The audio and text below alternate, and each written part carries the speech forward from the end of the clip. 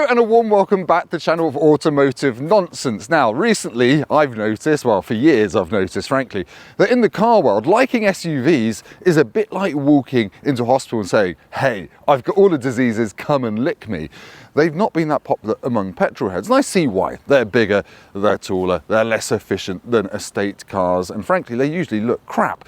But there is one exception to this rule, the SUV that I've always deeply loved, and it is this, the Alfa Stelvio Quadrifoglio.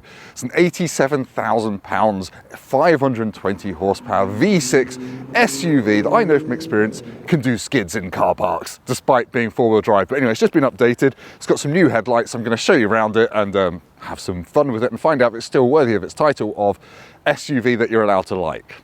Let's go.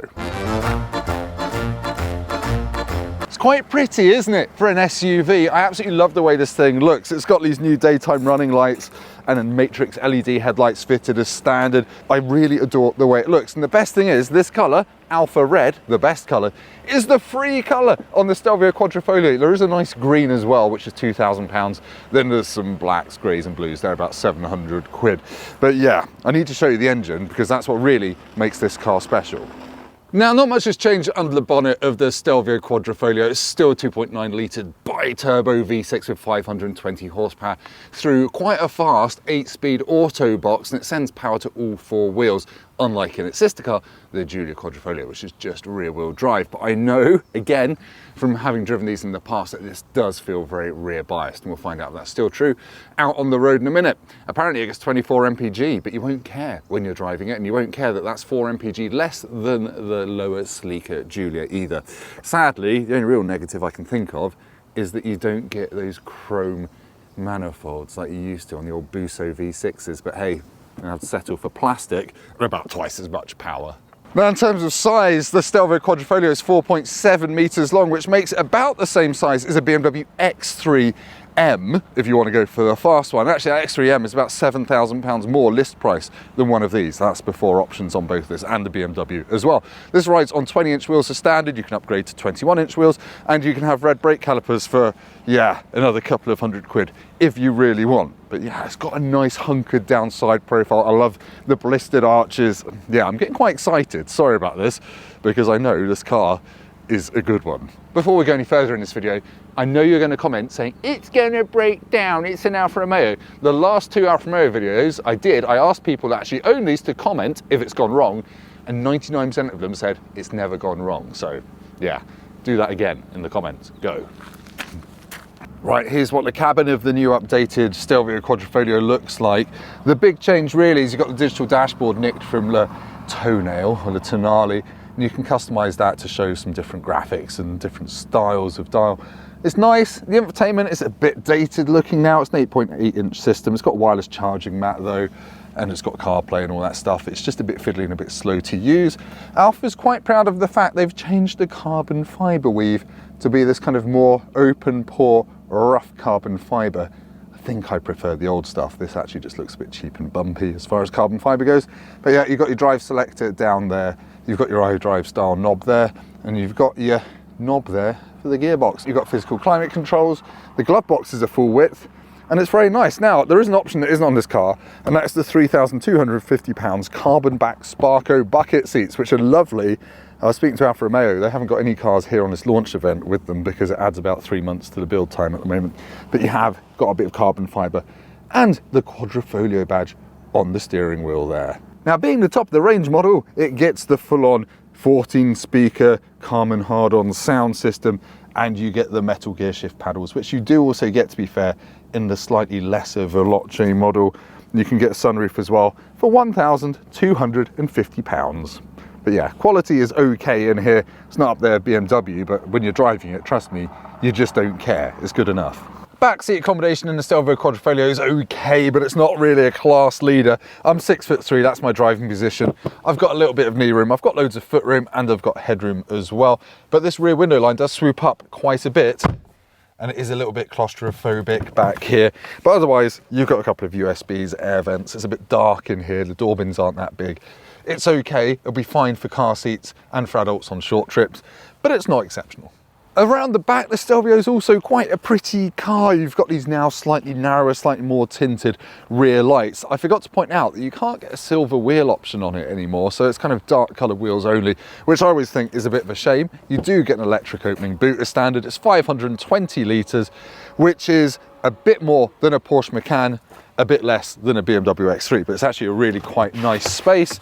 Nothing fancy in there. You've got subwoofers here. You can fold the rear seats down. You've got quite a bit of space under the boot floor as well, where you should have a spare wheel, but you don't because, well, spare wheels don't exist anymore. They're a figment of your imagination. They never existed. It's always been tyre gunk. Right, I'm out on a country road in Stelvio Quadrifoglio, and yeah, I remember why this is one of my favourite sporty SUVs, and that's down to the way the power is sent to the back wheels much more than the front ones. Sure, you've always got a four-wheel drive safety net, but with this new limited slip diff, you feel it push really naturally out of corners like the best sports cars on the market. The engine is superb, it's so strong, it's got oodles of mid-range, but you can also rev it out and make a bit of noise, and on the downshifts it pops and bangs, but you just feel connected to it. It's not like a fast Audi, or dare I even say a fast BMW SUV. You know what the tyres are doing, you can feel it through your bum, and frankly, I'm astonished you don't see more of these on the road, because it's bloody brilliant. Right, now to talk about some of the boring stuff. The Stelvio Quadrifoglio on the motorway, as I am now, is pretty refined. There's not a huge amount of wind noise or tyre roar. If you put it in sporty mode, the exhaust gets quite drony, but actually the suspension is pretty compliant over bumpy, crappy motorways. It's all right. It is relaxing. That's all I'm going to say about this car on the motorway, because the twisty stuff is more interesting. Right, I'm going out in the Stelvio Quadrifoglio on a little racetrack here at Bicester Heritage, and yeah, not often you get to take an SUV out on a racetrack, not often you want to. I'm in dynamic mode. I'm just going to see what it feels like. Didn't expect to be able to turn it on the throttle, but again, as we said in the road bit, you certainly can. The brakes feel really strong. Bit unsettled on the brakes there, but that's because I hit a massive bump. Now I'm just in D mode at the moment. I'm going to do a couple of laps in D mode, then put it into race mode, which does switch everything off. It flows really nicely, so if you do a bit of trail braking, then come off the brakes, you can send it a bit, then get back on the throttle, and it arcs round as the power comes in into a little slide. That's really cool. I'm no hero on track, but this for an SUV is mega. I love the throttle adjustability of this thing. It's mental. You can feel that diff just sending the power out when you get back on the accelerator. A little bit understeer that. Right, let's put it in race mode. Right, in race mode, everything is switched off. Well, not the ABS, obviously, but the stability control is fully off in race mode. So, yeah, let's see how it feels. Oh, yeah. Already, it feels a bit looser through there.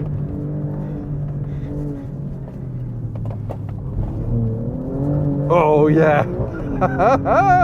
Normally, I'd be terrified of switching everything off, but because this has got decent mechanical grip and it's got that diff, the front wheels hook up when you start sliding, so actually it's like you've got a mechanical stability control system.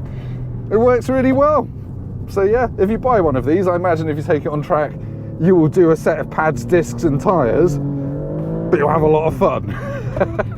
Anyway, this is not sensible consumer advice. I'm not looking like a sensible consumer journalist with my beard net on. Let's go back to me for an outro.